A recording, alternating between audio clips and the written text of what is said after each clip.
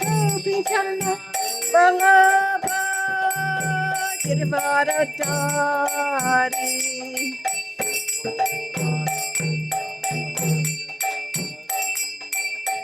Yasodhanandana Brajajana Rahanjana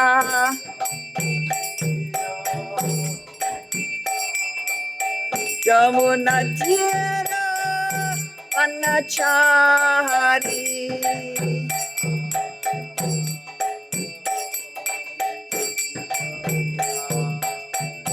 Jaya Radha Madhava Kunja Bihari Krishna Hare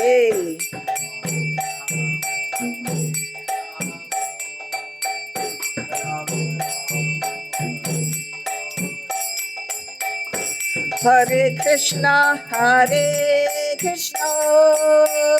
Krishna Krishna Hare Hare Hare Rama Rama Rama Hare Hare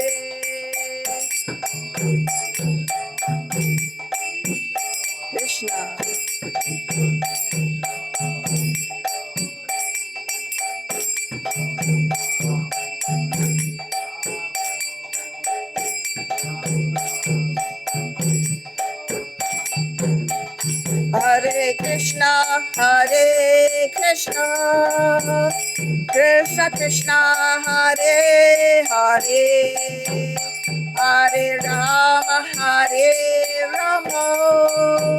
Rama Rama Hare Hare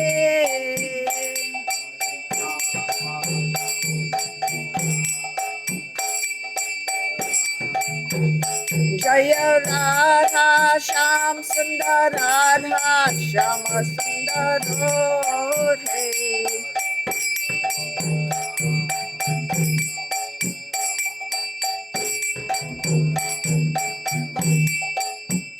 Jaya Krishna Balaram Jaya Krishna Balaram Jaya Krishna Balaram Jaya Krishna Balaram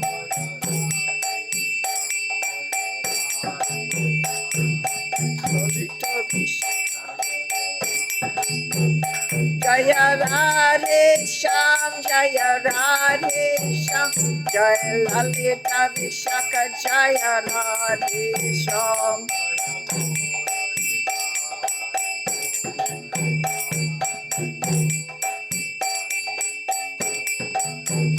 Jaya Gornitai Jaya Gornitai Jaya Gornitai Jaya Gornitai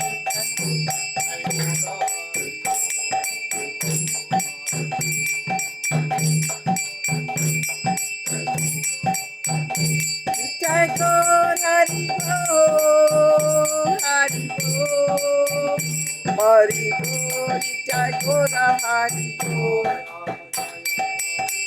Prabhupada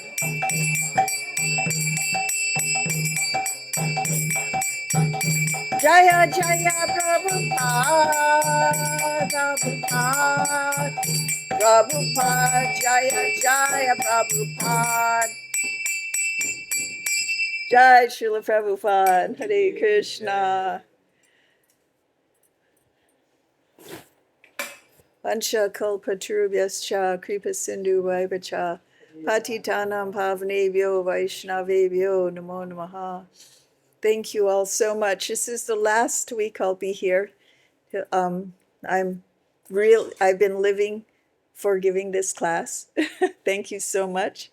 I really have appreciated this time to dive deep into Srila Prabhupada's pastimes, and I've been able to study before I came to the movement, because I came now we're in May, that's when I came. So I'm catching up on all the things that happened before I got there. So it's been really wonderful. I want to thank Daiva Shakti, Srila Prabhupada, and all of you for this wonderful opportunity that I've had, in spite of so many dental surgeries and injuries, now I have to have my legs straight. Still, Srila Prabhupada's keeping some seva to glorify him. So, wow, thank you so much, Hare Krishna.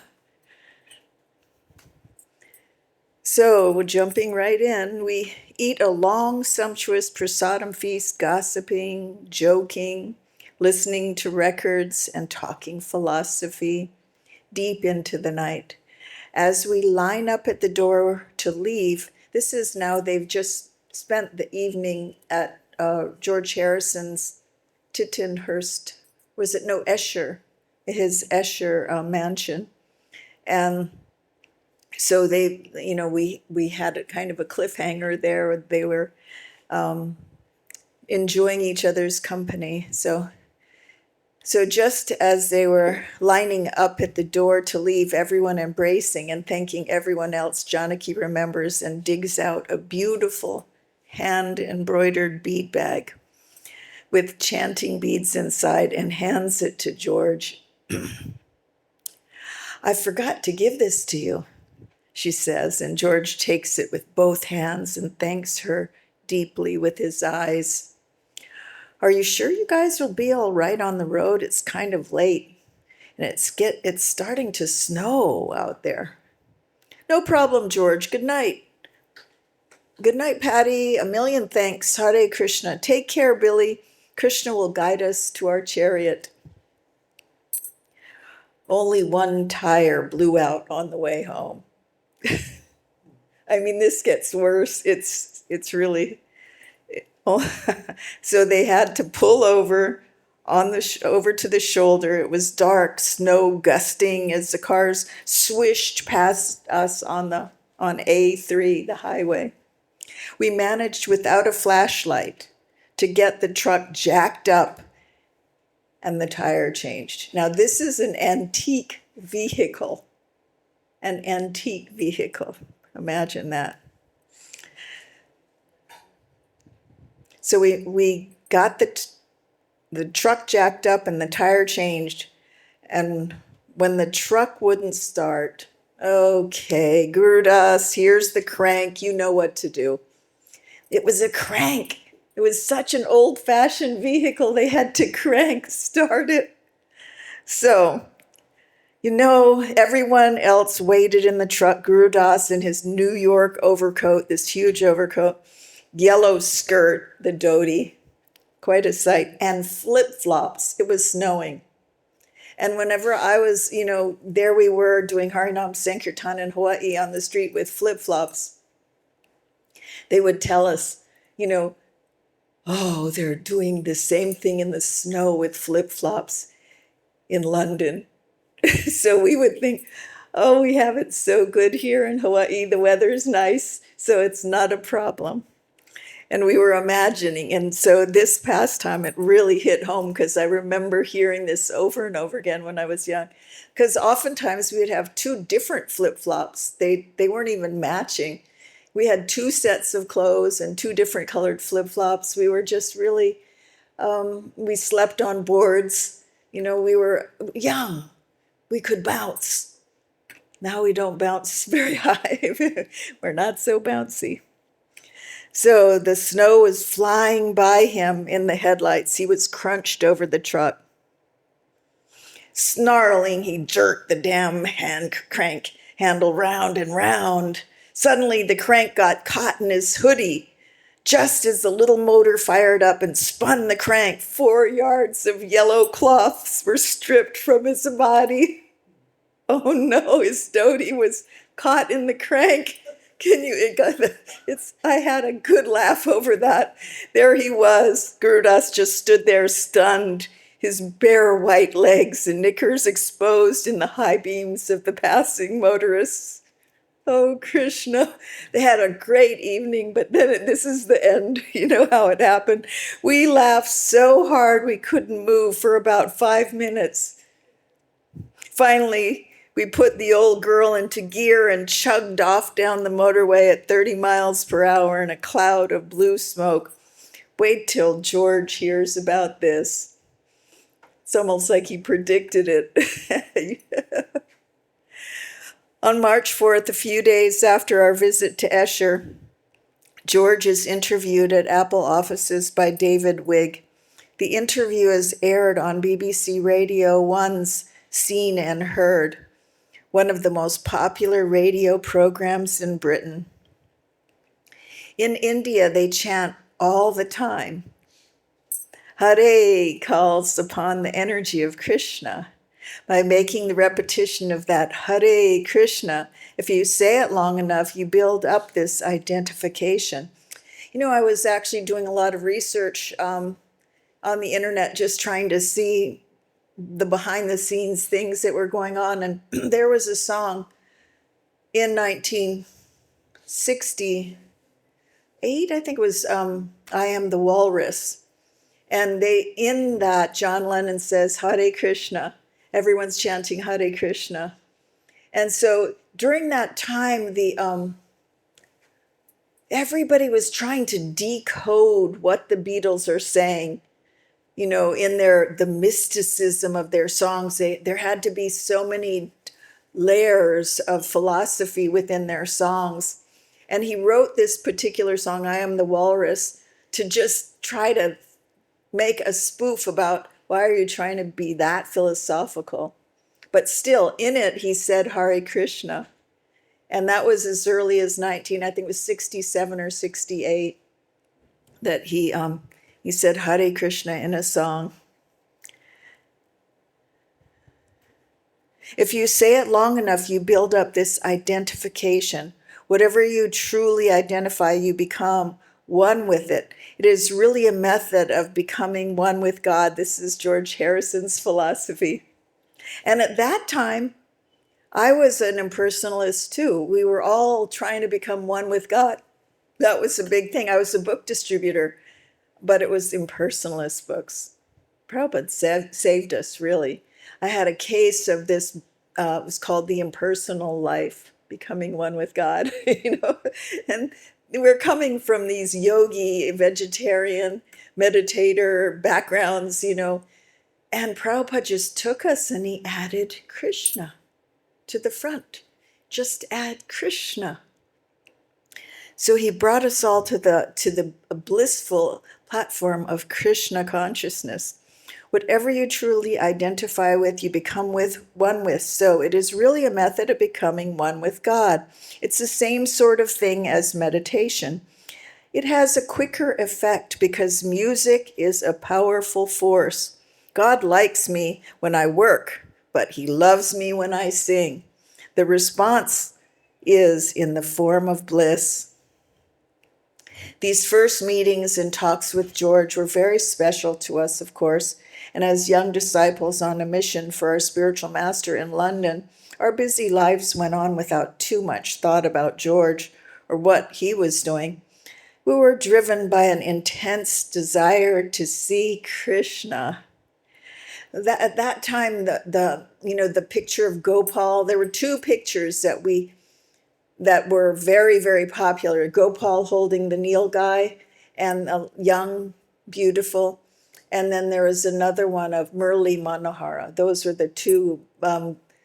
At the time, there were Brijbasi prints. We got the Brijbasi prints. And we meditated on the form of the Lord. Those are our favorite forms. So we risk everything. Yes, we began to see Krishna, Krishna's magic, how he untied the knots, tore down the walls, proved everything we needed, provided everything we needed to spread his name. We saw our connection with George in this light as well. Oh, you want to meet George Harrison? Just tell him about me, okay? Here he is. Like, it's so easy. It's just a step in the whole process. George liked our naivete, our otherworldliness, that we were different. What was so different to his regular friends? Fame, money, beauty, getting loaded, that means taking drugs, didn't interest us at all. We wanted only self-realization. We wanted Krishna. In many ways, we were much like George, same age, same working class background, similar education, same rock and roll music, and then LSD. The search for life's answers in mystic India, these were common denominators that deepened the attraction on both sides. George liked it too, but we didn't misuse our relationship. We didn't go screaming to the press or capitalize by going public with our growing friendship. If anything, George was always trying to drag us reluctantly into the limelight. He appreciated the simple, intimate, one-on-one, almost underground nature of our association. He had his rock and roll friends, he had his transcendental friends, and he preferred to keep them separate. Quietly, privately, we met and exchanged rare words and emotions. About that reluctant, there was a point where Jamuna was telling me that George offered to make her famous, a famous singer, and she refused. And he could have done it easily because he was already a famous singer. He had Apple Studios. She said she didn't want to do anything that would take her away from serving Srila Prabhupada. Most people were mad after, oh, if I could sing in a rock band or... March 1969 was not a great month for George. Actually, the police raided his Esher home on March 12th, led by the notorious Sergeant Norman Pilcher, who had recently busted Mick Jagger, Eric Clapton, John Lennon, and Brian Jones. Pilcher came with 9 other cops, and a sniffer dog named Yogi. They claimed to find a small piece of hashish, and George claimed they planted it. The trial was held on March 31st at Esher and Walton Magistrates Court. George and Patty were fined 250 pounds. George was famously quoted as saying, "I am a tidy man. I keep my socks in the socks drawer and stash in the stash box. It is not mine." He wouldn't have kept it in some random place. He would have kept it where it should have belonged. We knew about the sensationalism of British tabloids, so we pretty much ignored what we heard. George was our friend, a devotee of Krishna, and we didn't judge what he might do in his private life. I remember when I was so, because we're so young and naive, even though we had some wild background, once we came to Krishna consciousness, we were really pucka, we wouldn't think of it. And I remember when we were in Mumbai with Srila Prabhupada and he introduced us to his lawyer. His name was Sushil Asnani, and he was Prabhupada's lawyer in Mumbai. And we went to his house, and I was so surprised because I saw liquor, because I didn't imagine that that an Indian person would drink. You know what I mean? It was kind of the first notion, or it was, to see the dichotomy, how you could be professional and a devotee and then still have something else going on. So it was a first kind of a little bit of a slap, you know what I mean, for me. Like, oh, okay, there's different standards, but he did help us because we were Sushil Asnani, we had ordered a crate of musical instruments for Hawaii, and we paid and everything. They were supposed to ship it, and they weren't shipping it. It was like they were planning to cheat us. So he went down to the company. We got the musical instruments, so he very much helped us. We had the Esraj, all the different instruments that we've been hearing about, we got for the Hawaii temple. So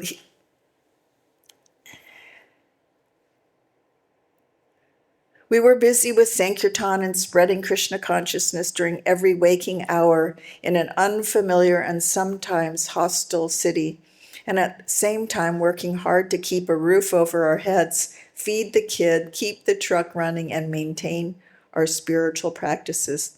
It's a lot. We heard that Ravi Shankar, how do you pronounce his name? Ravi Shankar? Yep. Ravi Shankar was in London and would be giving a concert at Alumni Hall on Sunday, March 30th. The concert would be followed by a reception and a dinner at the home of Mr. S.S. Dhawan, the Indian High Commissioner in the heavily guarded diplomatic enclave at Kensington Palace Gardens. In our usual bold style, we decided to crash the party. We were like that in these days because, I mean, we were bold. I remember, what was the Ananda Marg Society? Do you remember them, Ananda Marg? We crashed their meetings and we pamphleted the place with articles from India, bad ones. We got devotees from it. We made a couple of big people in his organization into Hare Krishna devotees. So we were wild. We would crash anybody's parties, and because Prabhupada had a bold preaching style, so we followed in his footsteps.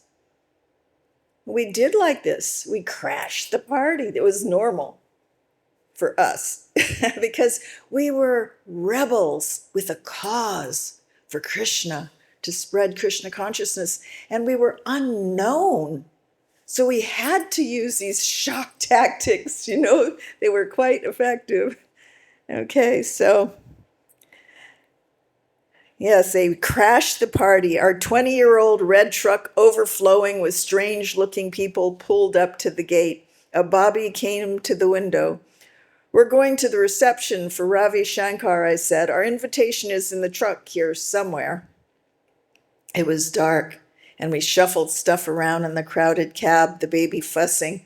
Finally, the copper said, "All right, I can see you're dressed for the occasion." All Indian clothes, so they perfectly were, and they got away with it. Very good. Once again, Krishna opened the gates for his reckless preachers. We rolled up the circular driveway past the Mercedes-Benzes and Bentleys and stopped under the portico. Everyone jumped out and marched up to the front door as if we belonged there. I held the door open for the startled valet and told him, "Whatever you do, don't kill the engine until you're finished parking." The butler whispered to Mukunda, whom shall I announce is calling?" Then we strode into the foyer. We heard the butler say very loudly, "Ladies and gentlemen, the International Society for Consciousness." A hush fell over the room, full of elegant guests, clustered around the huge chandelier in their tuxedos and ball gowns, cocktails in their hands. Ravi wheeled around and then came to our rescue. "Oh, hi there. These are friends of mine from California," and the party resumed. We were the evening's sensation. We had a good chat with Ravi, and otherwise spread our Krishna conscious message to some very special people that night. We became friends with the High Commissioner himself, who invited us back for a private dinner the following weekend. Meanwhile, Swamiji is bounding all over the place: San Francisco, Los Angeles, New York, Buffalo, Boston, Columbus, and the movement of an ashram in West Virginia. New Vrindavan was getting started. We can't keep up with him.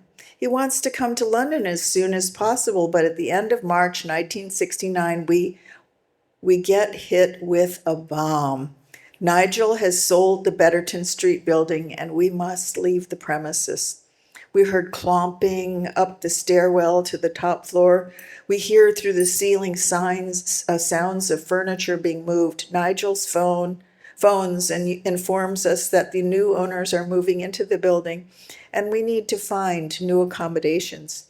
We've known this place was for sale, But with so much on our plates and dreading the inevitable, we had postponed finding a more permanent place. Suddenly, it hits home. It's every man for himself.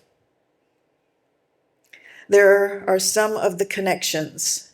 Mukunda finds a place for himself and Janaki out in Hackney, a distant suburb. They're scouring the Times and the classifieds looking for rentals. That's what this little headline is. They're on, as soon as you have to figure out where to live, especially, they're in a foreign country. Even though they speak English, still it's a foreign land. So Mukunda finds a place for himself and Janaki out in Hackney, a distant northern suburb. Guru Das and Jamuna find a room with the Sharma family in South London suburb near Clapham Common. Malati and I scout the classifieds and find a garret for rent in a 4-story house at 11 Balham Park Road, SW12.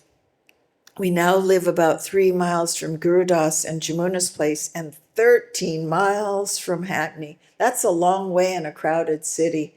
You know what? When it's not crowded or it's the middle of the night, no one's on the street, it goes quick.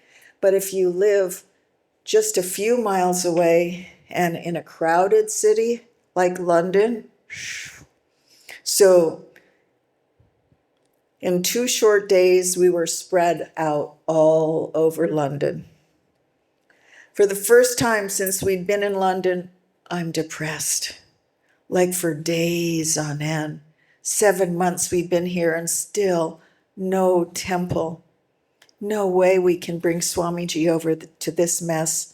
Okay, we've made Hare Krishna a little popular in London, at least among the hippies. We had 4 or 5 boys and girls ready to become devotees. We've made friends with George Harrison and the Beatles, and that's going really slow. And you don't want to spoil the relationship by going too fast. We're broke, spread out all over. We might as well be living in separate countries. Depressing. Then I get a letter from my spiritual master. Dun, dun, dun, dun. Prabhupada saves the day. Prabhupada knew exactly. I mean, he could just bolster your spirits. My dear Shamasundar, please accept my blessings. I've received one letter from your devoted wife, Malati, dated April 2nd, 1969, and there is a new return address written on the envelope. I wish that you inform me as to the position of this new address. I'm also understand from Malati's letter that you have been feeling some disturbance. Perhaps this is because there is difficulty there in finding a temple, that you feel you are not doing nicely, but this is not a fact. Your efforts there are especially nice and pleasing to me. Actually, his saying, Kirtan party is our main business. And even you do not find a temple there for some time, it is not the cause for any disturbance, and surely you will come out fully successful. The Swamiji's letter helped a lot. You can imagine. He's feeling a lot of pressure, because he wants to get a temple, because he wants to bring Srila Prabhupada, but you can't bring Srila Prabhupada to an iffy situation.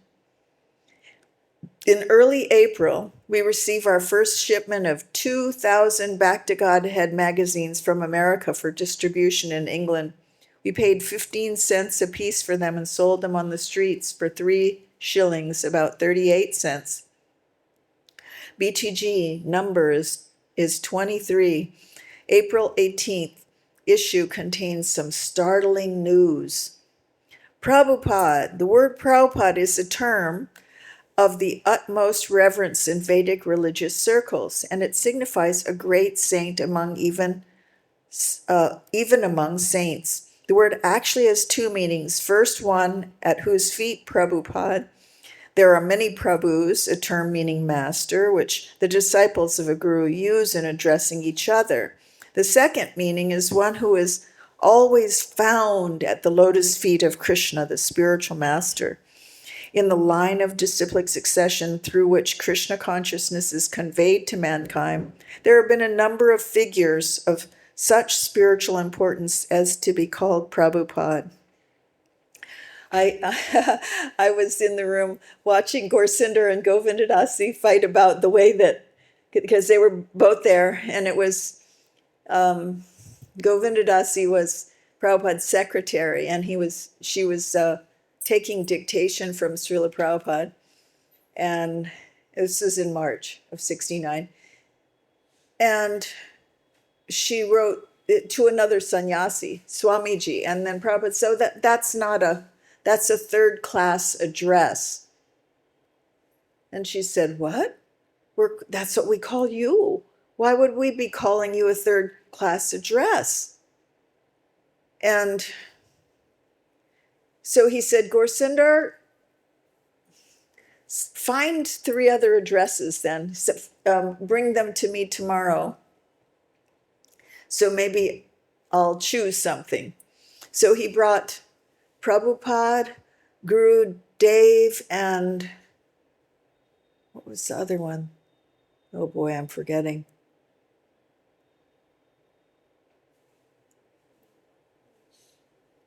I'm forgetting the third one. Oh, this is not a good one.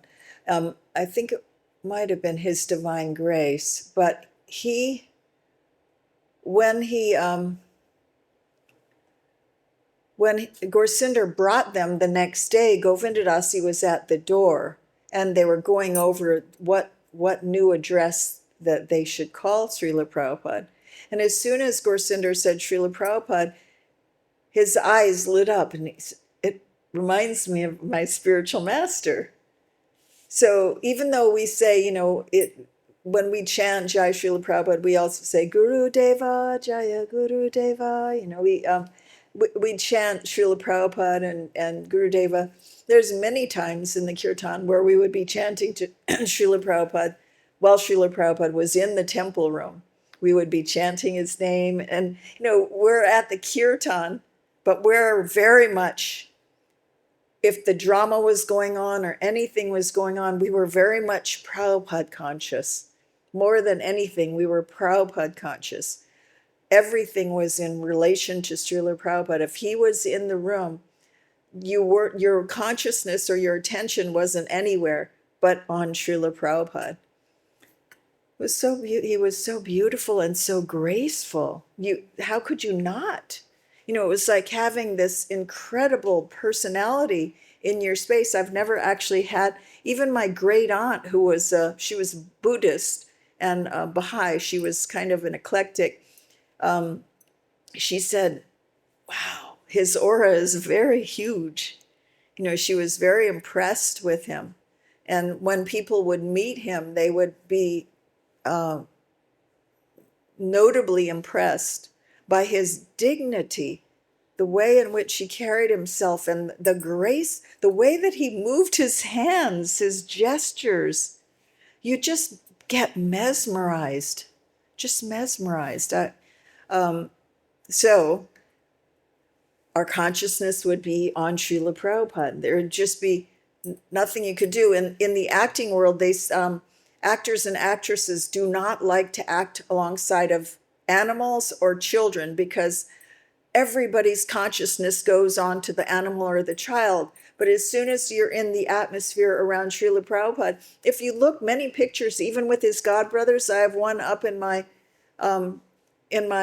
wall. Prabhupada's got this animated expression on his face, and they're all looking at him.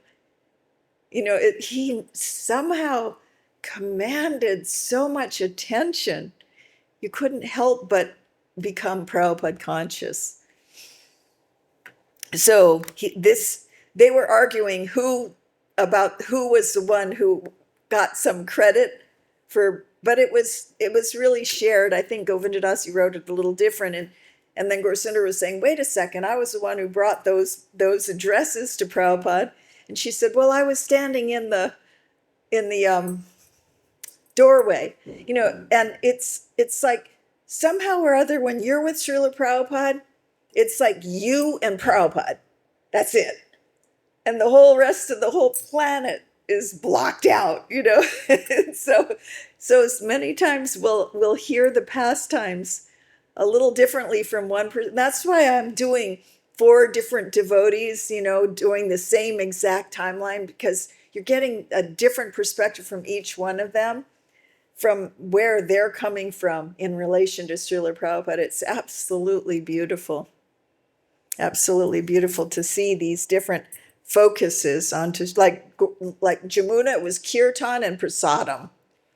You know, that was it. Hare Krishna. So this is big news. Big news is going on. So Prabhupada's name's no longer going to be Swamiji. And so that's kind of a, you know, we all changed our name. Now Prabhupada's even changing his for us. Just see. I never realized that before. He changed his name for us. Wow. That's really sweet. So okay, let's see. Srila Bhaktisiddhanta Saraswati Goswami Thakur executed the will of Srila Bhaktivinoda Thakur, and therefore he is also addressed as Prabhupada.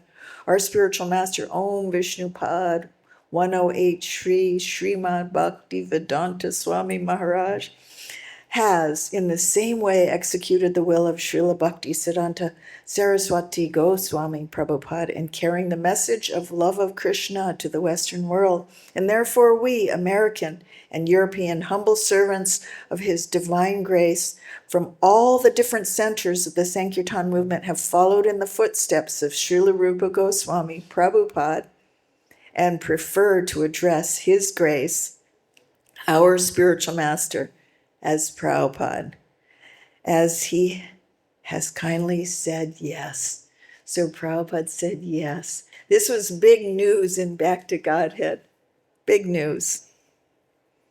In late 1968, apparently the Swami had preferred to be called Prabhupada. We hadn't heard about this until April 69. It took us a while to remember to call him Prabhupada. We pronounced it Prabhupada, but we gradually got used to it more formally. You could also say Srila Prabhupada, which means something like revered Prabhupada. Personally, I was looking on to pleasing the Swami Prabhupada by pleasing George. I knew I had a special relationship with George, and I wanted to protect that friendship and not allow the other devotees to jeopardize it with precipitant actions. George said many times, if it is anything to do with Krishna, I want to go through you first. My main service had become keeping George happy and guiding him gradually into Krishna consciousness. But George was often traveling and otherwise preoccupied. So that service was going very slow, and I felt idle and indisposed. At least spring had finally come for the first time since we'd been in England. The sun was out and warming that sodden isle. I have to tell you, because I was born on an island, Dweeps, and the first time I experienced winter and then spring, because on an island, when you never have where it just goes snow, dormant, and then all of a sudden everything's blossoming. I'd never experienced spring. That first spring that I experienced was like, whoa, the colors, when it's like, you see the trees reaching for the sun. They've been dormant, and all of a sudden every bit of growth is fresh and colorful.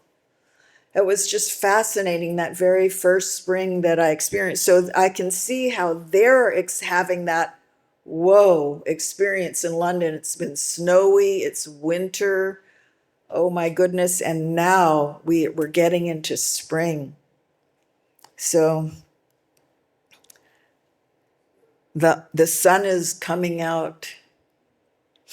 The Balham Park Road house had a nice garden with a driveway access, so at least I had an open space to start carving Jagannath deities again. And that would keep me busy and take my mind off of not having a temple yet. I go out to the barge dismantling yard in Greenwich and find a 12-foot beam of an old-growth Douglas fir salvaged from a barge built in British Columbia. Once again, it's a perfect piece of ocean-born wood for Jagannath. The 3-foot wide, 2-foot plank dimensions will be perfect for 3 Jagannath Murtis. The thing weighs a ton, but somehow Tim and I get it onto the truck and over to Balham, where we cut it into 3 sections. I build some sawhorses and the carving begins. The depression drops away, and by Srila Prabhupada's mercy, I am focused and ecstatic again. Haribo, on a mission, that's it. Like everyone can go into, the modes of nature. It's like, and then you have something to live for pleasing Prabhupada, for spreading Krishna consciousness, and again, come out. Prabhupada says life is like a dunking stool. You go under the water and blah, blah, blah, blah, blah, you just about die, and then they bring you up for a breath. But our breath is Krishna consciousness, so it's just so lovely. No more depression. I am focused and ecstatic again. A huge lilac bush beside my workplace burst into purple bloom, filling the air with wonderful fragrance, and butterflies flutter in my face as Krishna, then Balaram, then little Subhadra, she always gets made last, take their sublime shapes. The devotees meet downtown for Sankirtan as often as we can, and still we have our regular program at the Yin Yang restaurant on Tuesday nights. Jamuna and Gurudas live closest to me and Malati, so we visit them more often. Mukunda and Janaki are so far away, but we telephone each other almost every day.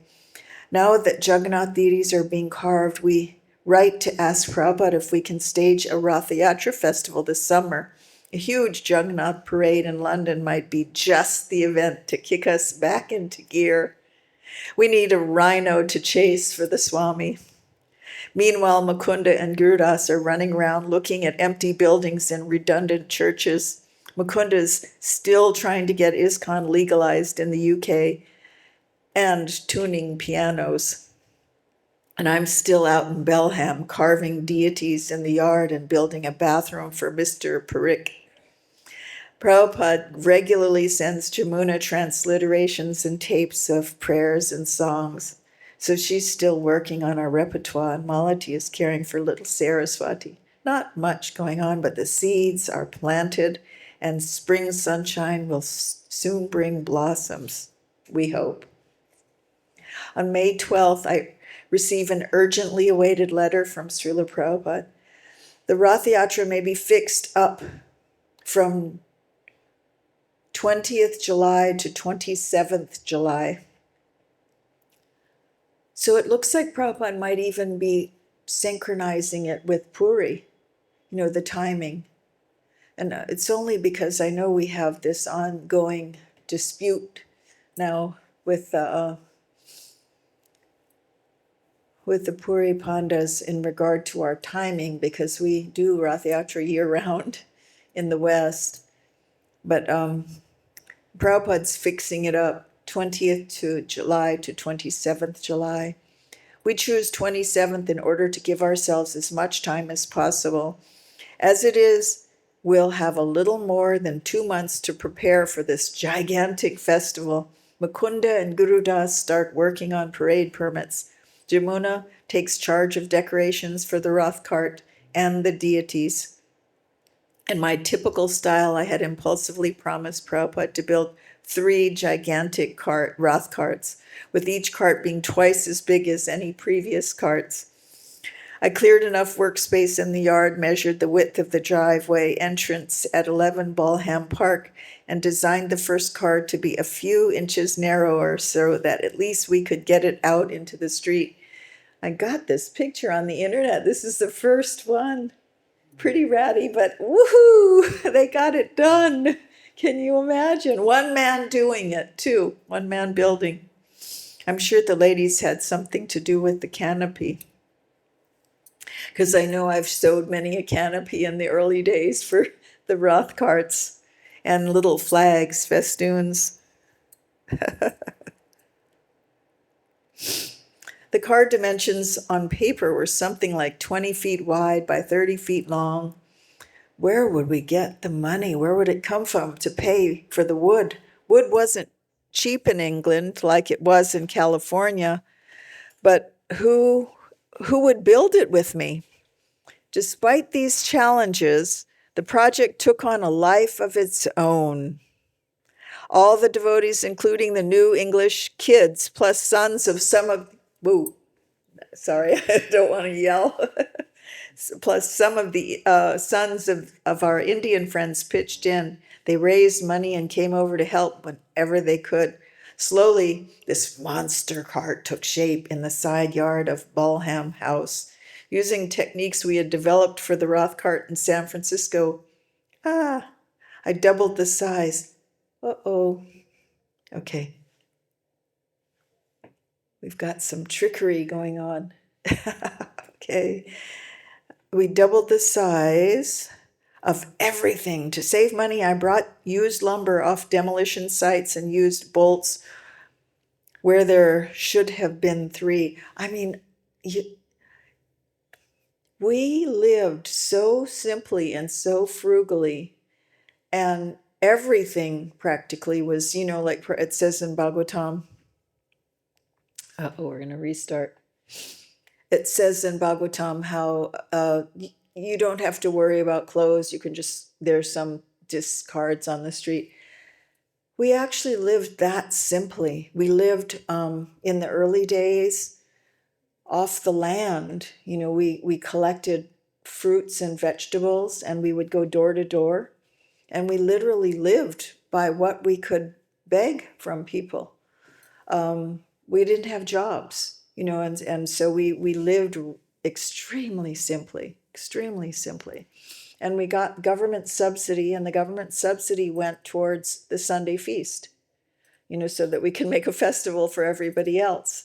And so we ate papayas and pineapples. And during mango season, I got quite chubby, actually, eating mangoes. I had no idea you could put on weight just eating fruit, but you can. Prabhupada said in that year, he wrote a letter, I will be coming to Hawaii during mango season, and I will eat just mangoes and milk. Can you fix this so this comes back on again? So I can read it? I don't know how to, this computer. Anyway, so that particular season, Prabhupada was coming, and he said he was going to eat only mangoes and milk, so I had to do that. I had to just eat, I only ate mangoes and milk that season. And, you're young, you can pretty much do anything. You're resilient, you just have the ability to just follow blindly, like Srila Prabhupada was taking us on this great adventure back to Krishna Loka, and we wanted to go, so we were willing to do any kind of austerity to follow Srila Prabhupada, to follow in his footsteps. And in this same time period, we started to build the first Panchatattva deities. But we also had no money, no money. I think Brishni carved the first Jagannath deities in Hawaii, the bigger ones. We had little ones from the market, the little Indian import store. But the big deity of Lord Chaitanya is about the same size as here. And we thought we were only doing Gaur Nitai. But actually, after Gaur Nitai were completed, Prabhupada said, now I want Panchatattva. So, we were like, we finally achieved, we got Gaur Nitai made. And because we were so poor, what we were making the deities out of, it started out as clay, Prabhupada was teaching. There were some devotees who had gone to Bengal and they were learning dolls, how to make dolls, dioramas. Prabhupada wanted dioramas. So the first Lord Chaitanya deity was out of clay. And then they made a mold from him. And from that mold, the other deities were produced. And they at that time, I think I've told you this over and over again, but it's somehow or other, because we didn't have any expert sculptors or anything like that, I was deputed to do that first sculpture. Just like Shamasundar, he's made a set of deities for San Francisco Temple. Now he's carving a set for London, Jagannath deities. So although he may have been a carver, I wasn't. So it's pretty amazing how I went to one reunion. It was of the artists, and Prabhupada, the art department, really during Srila Prabhupada's when he was producing the huge number of books that he produced, he had an art department. It was something like the Renaissance. So much beautiful spiritual art was being produced when Prabhupada was with us on the planet, and he directed each and every little aspect of the art. I remember, because myself, I love doing art. And before I met the devotees, I was doing pictures of Krishna and Jesus. There were pictures of Jesus and Krishna together. Mishmash, putting things together. Who could I think of better than Jesus and Krishna? So, but I was making the faces drawn. And Prabhupada said, no, this is sinful. This drawn face. The spiritual faces are round. They're not sinful. And he said, this face is called Tobra. And where you show all the muscles and very sensual. He said, this is a sign of sinful life. So he was very careful about directing. And the thing that impressed me the most, it wasn't even that we had the ability to do this. He said, you bow down and you beg the Lord to appear. You have no qualifications. And in my case, I really didn't have any. So you got down there and you begged. There was times that I was painting deities and I would beg the Lord to direct my hands. Just you use me as an instrument. So you're fully certain that the Lord it's by his mercy that he's coming out. So in the same way, this is what Shamasundar is going through. He's carving a new set of deities. He doesn't even have a temple for them yet. But it's all in the spirit of good faith. Somehow or other, Krishna is going to provide everything. So it's saying here, I would call Mukunda and Gurudas and tell him how much money I needed for wood, bolts, and nails, and somehow they would deliver. We got way behind on time and human effort. I can't remember working harder in my life. The behemoth grew and became the talk of the neighborhood. At one point, we could see that just finishing one cart was nearly impossible. So I wrote to Prabhupada that we will have only one cart this year, but it will be a very big cart. And we'll have 3 cars next year, for sure. The first Rath Yatra was in the back of a truck. So Prabhupada was very practical. And that was one of the things that he wanted something done, and he wanted it done now. Now. Do it now. It doesn't have to be perfect. Just do it. And so however you just did the very best you can, and you prayed, and Krishna carried what you lack. He carried what you lack, and somehow something impossible. He would say impossible is a word in a fool's dictionary. There was no such thing as impossible. I can't. This didn't exist. You could, and you would, and you would keep doing it for Prabhupada. Prabhupada urged us on. The letter was dated May 26, 1969. My dear Shamasundar, your anxiety for my health may not be increased because I am keeping quite fit nowadays. There was a little backache in Boston for 2 or 3 days, but now I'm walking in this hilly track, New Vrindavan, up and down, so don't be anxious. There are about 16 centers now, so we take care of at least 16 centers daily. Otherwise, how these branches can be conducted? Regarding Rath Yatra, this must be done at any cost. I may go or not go. That is not important. But Rath Yatra festival, as you have already made programs somehow or other, it must be done. If Prabhupada can work so hard at age 73, why can't we? We double our efforts. On May 27th, Prabhupada wrote to Jamuna about why we decorate Krishna. You have inquired about the Rath Yatra cart. The crimson color with silver decorations is quite all right. We can decorate the cart very fascinatingly with gold and silver and other shining metallic embroidery work as far as possible.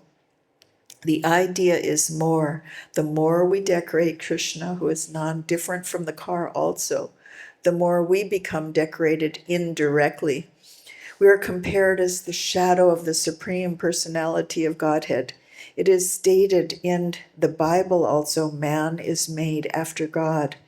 We understand from the scriptures that Krishna has his vigraha or spiritual body exactly like a man who has 2 hands, 2 legs, and all similar features.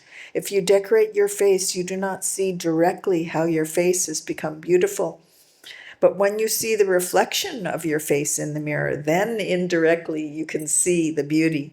Therefore, by serving Krishna directly, the result of this service indirectly comes to us. The whole bottom deck of the Rath Yatra cart measured 15 feet wide by 20 feet long. Oh, I'm starting a new one and it's really at the end. Oh, Hare Krishna, Krishna Krishna, Hare Hare, Hare Ram, Ram Ram, Hare Hare. It's an eternal process. Hare Krishna. Rath Yatra ki jai, Srila Prabhupada ki jai. Yes. Life was Krishna magic. Krishna magic. And it still is Krishna magic. Hare Krishna. Glories to Prabhupada. Hare Krishna. I'm going to miss you all. When I get back to Hawaii, I'm going to be, we'll be going to visit God brothers and God sisters and distributing the Prabhupada deities. We'll be going to other islands. I did just before I came, and one Mataji, I got the Prabhupada deity tour, and 3 weeks later she passed away. It was almost like he's rushing out to reach out to us, each and every one of us, in the ends of our lives. He's there for us. No, that was Kandita Mataji. Yeah, on the Big Island. Hare Krishna. Yeah, we just had Janas Priya pass away, Charu, this week. Charu, he had a car accident. Janas Priya died of a stroke. We're going quickly. Hare Krishna. Hare Bol. Hare Krishna. Hare Krishna, Krishna Krishna, Hare Hare, Hare Rama, Rama Rama, Hare Hare, Hare Krishna, Krishna.